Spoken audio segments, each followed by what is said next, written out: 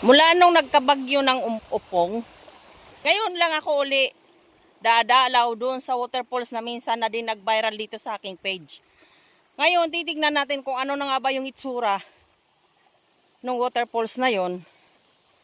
Dahil karamihan dito sa waterfalls sa amin ay nasira dahil doon sa bagyong upong. Ngayon titignan natin, kung inyong maalala, ang laman ng aking page ay puro kalikasan.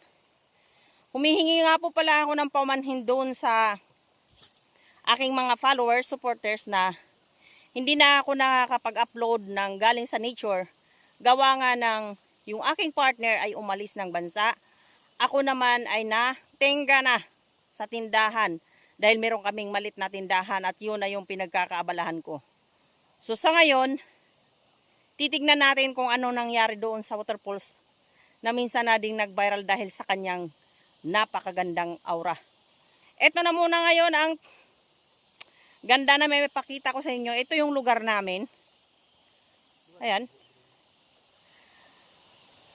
So kung nakikita nyo yung mga puti-puti na yan, ayan yung bakas ni Upong. At nung dumating nga kami dito, maganda pa rin naman siya.